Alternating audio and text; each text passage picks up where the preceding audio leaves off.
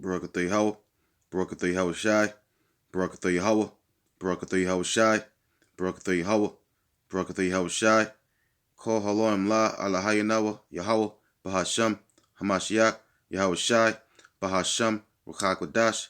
Double honors to my apostles and elders of Great Millstone, who are the apostles and elders of Yasharallah. Peace and salutations to the Bayath, the Dawadah, the house of David, the hopeful elect. The name of this video is going to be called We in Those Times. Okay, I'm going to play a video. I'm not going to be too long, but I'm going to bring up the precepts to show that we're actually in those times. Okay, and I'm going to read these precepts, and you're going to know what I'm talking about after I play this video. So, the first precept I'm going to bring about is Habakkuk 2:1. It says, I will stand upon my watch, and that's the prophets of the Lord on the highways and byways, and the ones that are warning you so-called black Native Americans. All right, we're upon the four corners of the earth, and set me upon a tower, and I will watch to see what he will say unto me, and what I shall answer when I am reproved. Okay, and that's the Lord, man. The Lord is actually programming us to warn the flock. And Yahweh Ba'ashem Yahushua answered me and said, write the vision and make it plain upon tables, that he may run that readeth it. Okay, we writing the vision. We writing the vision of these prophecies. We're reading these prophecies, and we're sending you out these videos, and we're going to highways and byways. Okay, and letting you people know what's going on and where we're at. Okay, we're just like Apostle Tahar says, we're spiritual weathermen. All right, and again, if I don't remember me saying it, but double honors to my apostle Nels, a great millstone. All right, this is 3. For the vision is yet for an appointed time, because we're visionaries. Okay, and the vision that we see is these prophecies coming to pass. Okay, these prophecies are coming to pass. For the vision is yet for an appointed time, but at the end it shall speak. And what I'm letting you know, and what the apostles let you know, and what the brothers and the elders and brothers upon the four corners of the earth is letting you know, is that we are at the end.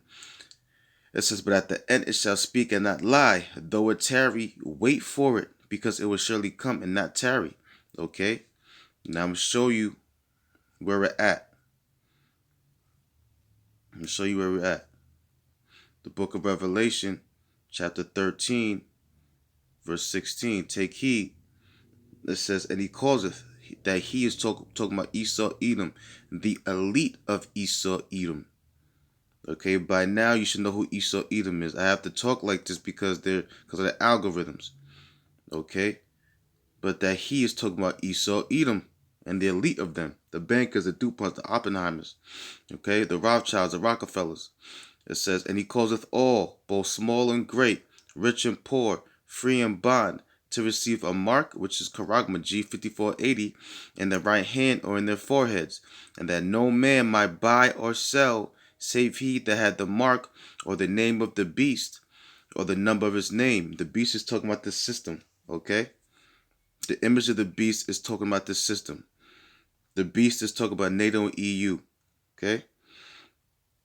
It said, here is wisdom. Let him that hath understanding count the number of the beast, for it is the number of a man, and his number is 603 and that's the UPC code. The UPC code, okay, is the number of the beast, which is 603 which is 666. The UPC code is that mark that they have on every single thing that you purchase. Okay, and what the next thing they want to do is they want to mark you. This is going to be the consequences of those that take this mark. This is Revelation 14:9. And the third angel followed them, saying with a loud voice, if any man worship the beast and his image, and receive his mark in his forehead or in his right or in his hand, the same shall drink of the wine of the wrath of the Most High, which is poured out without mixture, into the cup of his indignation, which is righteous anger.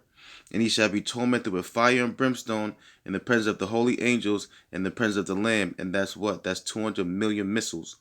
And the smoke of their torment ascended up forever and ever, and they have no rest day nor night, who worship the beast and his image, and whosoever receiveth the mark of his name.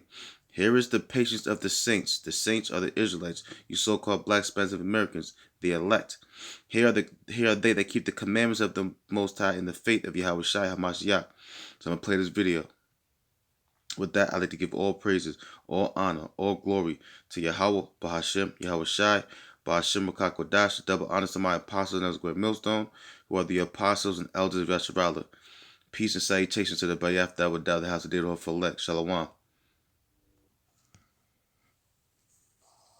Recently, we've seen how a shortage of computer chips, like the one I have here, you can hardly see it, I imagine. It's called a semiconductor.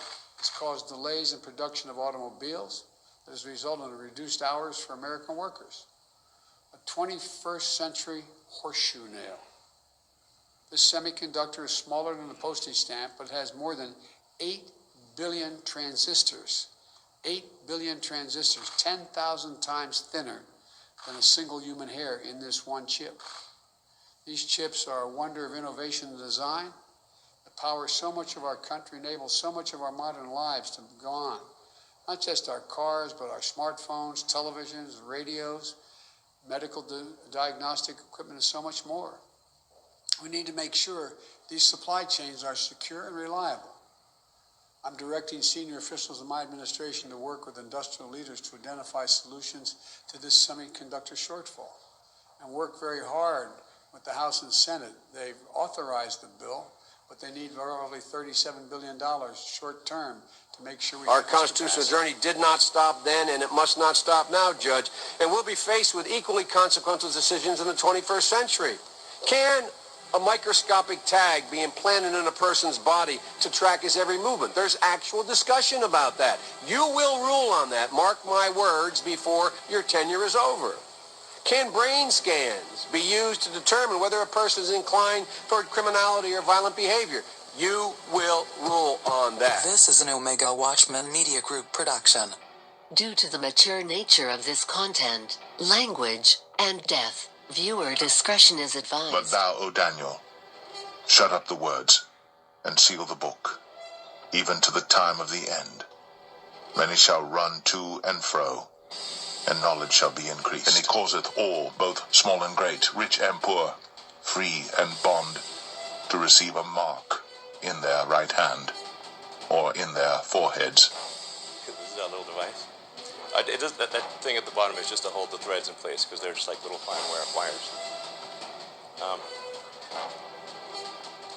I mean, frankly, to sort of simplify this, what we're, I mean, it's more complicated than this, but it's, in a lot of ways, it's kind of like a Fitbit in your skull with tiny wires.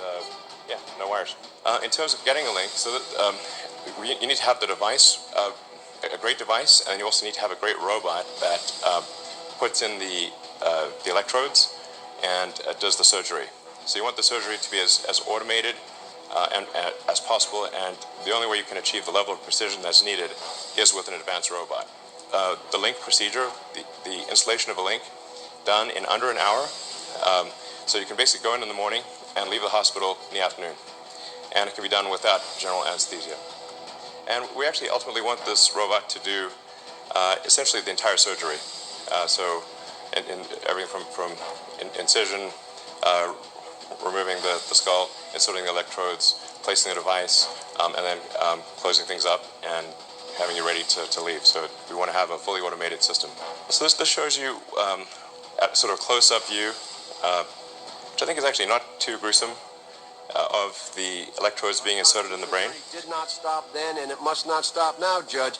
And we'll be faced with equally consequential decisions in the 21st century. Can a microscopic tag be implanted in a person's body to track his every movement? There's actual discussion about that. You will rule on that, mark my words, before your tenure is over. Can brain scans be used to determine whether a person is inclined toward criminality or violent behavior? You will rule on that. And Judge, I need to know whether you will be a justice who believes that the constitutional journey must continue to speak to these consequential decisions, or that we've gone far enough in protecting against government intrusion into our autonomy, into the most personal decisions we make. Judge, that's why this is a critical moment. There are elected officials in this government, such as Mr. DeLay, a fine, honorable, patriotic man, and others, who have been unsuccessful at implementing their agenda in the elected branches. So they've now poured their energies, as the left would if it were different, They have now poured their energies and resources into trying to change the court's view of the Constitution.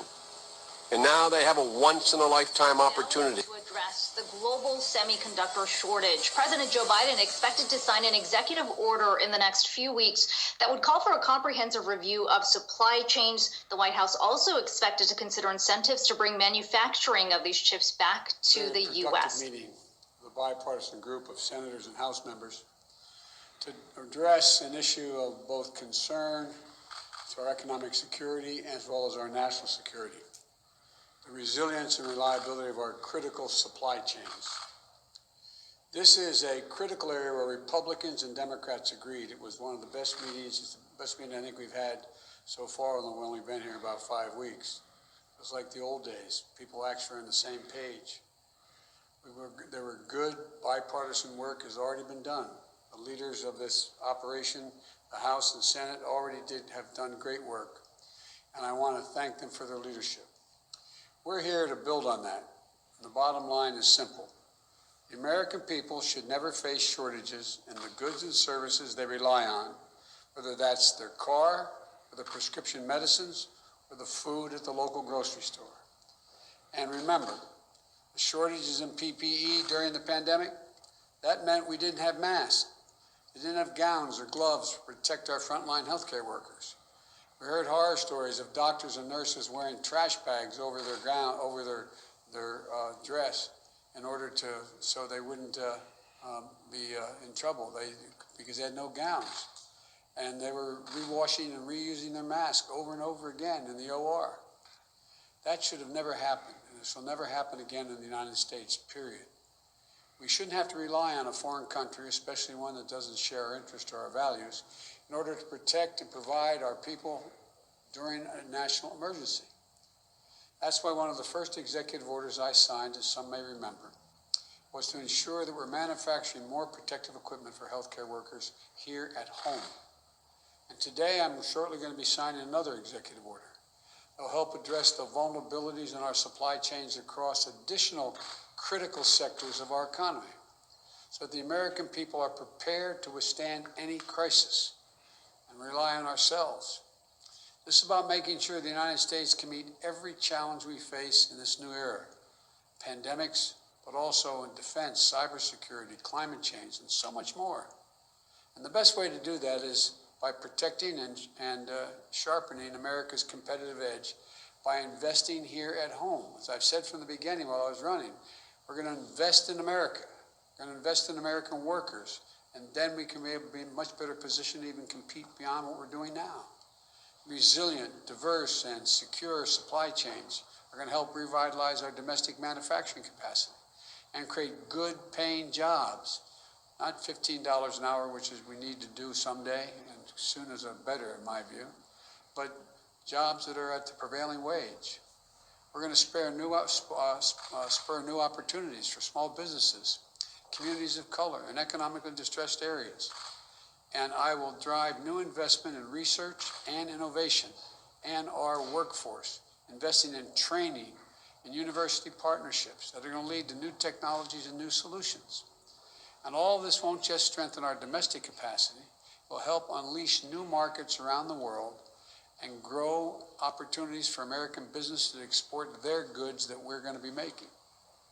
These are the kinds of common sense solutions that all Americans can get behind.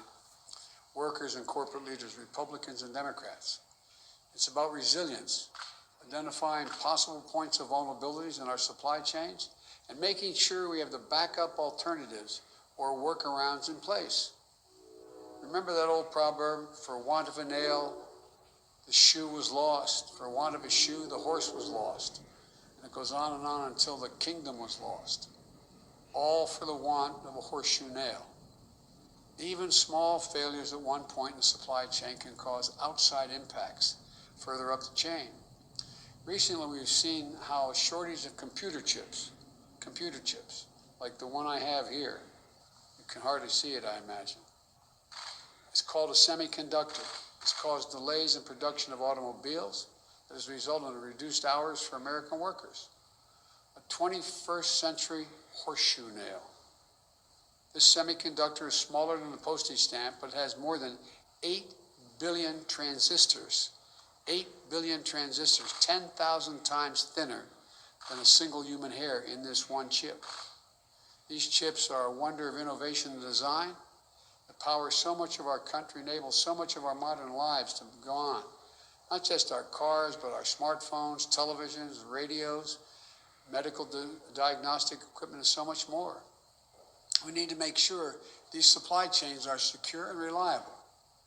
I'm directing senior officials in my administration to work with industrial leaders to identify solutions to this semiconductor shortfall and work very hard with the House and Senate. They've authorized the bill, but they need roughly $37 billion short term to make sure we have this capacity.